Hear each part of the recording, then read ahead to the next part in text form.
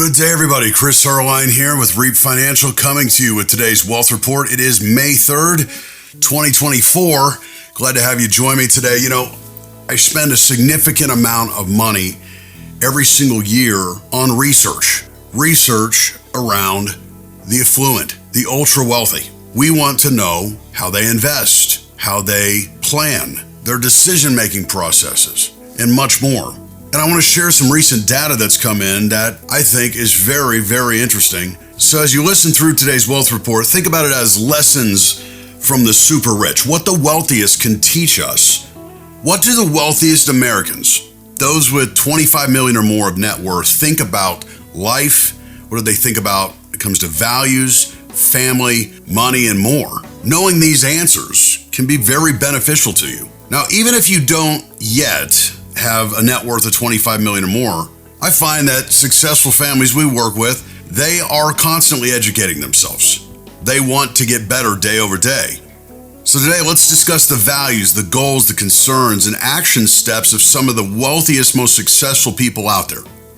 Now, I think it's easy to assume that people with great wealth, maybe they only have goals that are purely financial in nature. That could be an easy assumption, but it's not true. The ultra wealthy care a great deal about living their best lives, which includes living a life that is aligned with their values and having fulfilling relationships with family and friends. In some of this polling of the ultra wealthy, 66% said that living a life that aligns with one's values is the most important thing, where 54% says having fulfilling relationships with family and friends is the most important. Now, not surprisingly, given their wealth, fewer than half cited financial issues like being financially stable and secure and having money for the unexpected. More surprisingly, just a quarter of the wealthy individuals polled here included early retirement in their definition of their best life. So as a Reap Financial client, consider doing a check-in with yourself and the important people in your life about the goals that really matter to you, individually and collectively. If you have far less than 25 million in net worth, you may find yourself prioritizing goals such as being financially secure, and that may be top of the list for you. But be sure to make room for the things that constitute a great life for so many of us. Living your values, spending time with families and friends, staying healthy, and doing meaningful work to stay active and sharp. Now, like everybody, the ultra wealthy have their share of worries and concerns, just like all of us. And some of them may look extremely familiar to you, even if you're far less wealthy. I'll give you an example. The ultra wealthy overall harbor significant concerns about preserving and protecting their wealth. 84% of this ultra high net worth group that was polled worry about rising interest rates. 77% are anxious about maintaining their current financial position, and 74% are concerned about the performance in the stock market. And it's easy to imagine that as your wealth increases, investors are more likely to be concerned about those issues. The ultra wealthy also have the well-being of their families on their minds. Among the family-related issues, concern about funding their children's and grandchildren's education ranks first at 65%, leaving a legacy for their heirs. That's a close second at 65%, followed by passing down key values to the next generation at 63%. Chances are you and many of our clients, you share some or maybe all of these concerns. Now, one of the findings that really stood out was a large percentage of the ultra affluent, 47%, are worried about divorce, possibly because the size of their wealth now may be much smaller on the other side. Now, most of our Reap Financial clients have been invested for some time, and you're probably aware of your key concerns, your key fears. From a financial perspective, make sure your plan is designed to address these issues.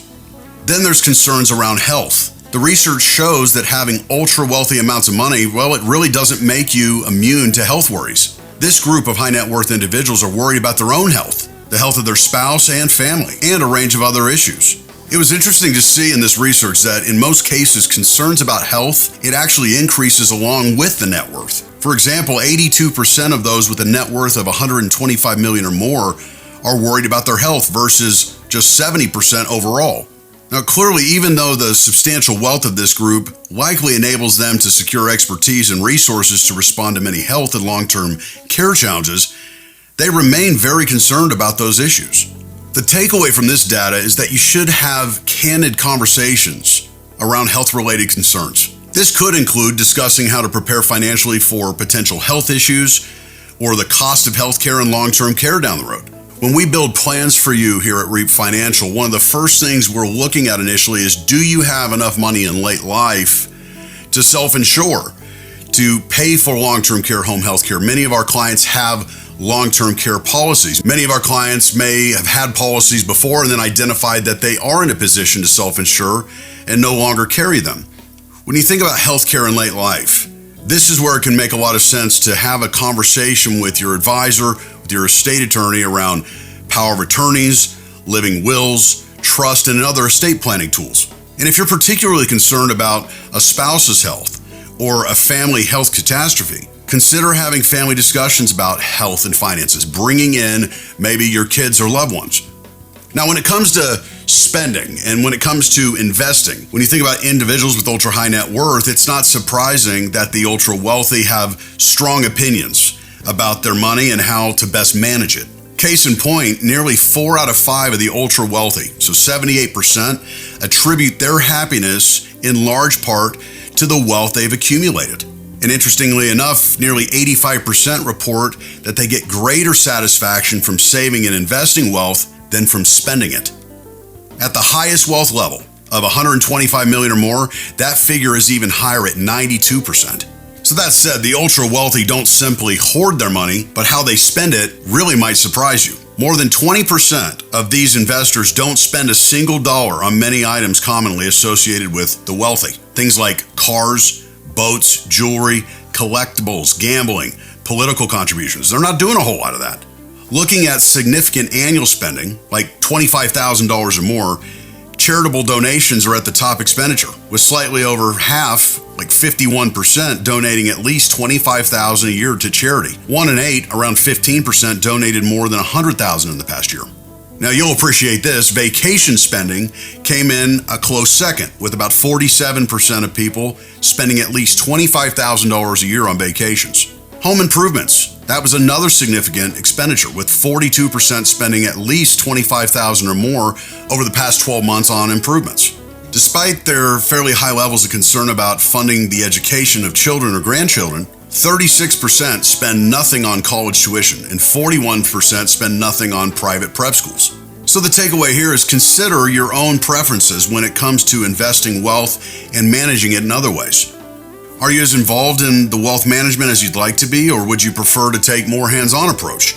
Conversely, would you rather hand off the duties to professionals? And that's where many of our clients are at Reap Financial. They've done the work, they're looking to transition into retirement and enjoy their wealth. And that's why we've planned with so many of you over the years to help you enjoy spending your wealth, to help you spend it confidently. When it comes to spending, examine where your money goes. Ask yourself, am I spending it in ways that are meaningful to me? Ways that bring me closer to living what I define as my best life?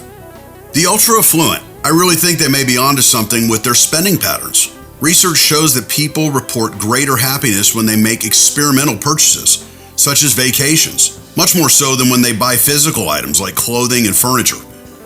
Other research shows that pro-social spending, such as charitable contributions, is linked with higher levels of well-being and satisfaction. At the end of the day, I'm a believer that we all can potentially learn a great deal from each other. And when it comes to issues such as living our best life, spending wisely, and addressing important concerns, knowing what the ultra-wealthy are thinking and doing may serve as something of a roadmap for our very own decision-making.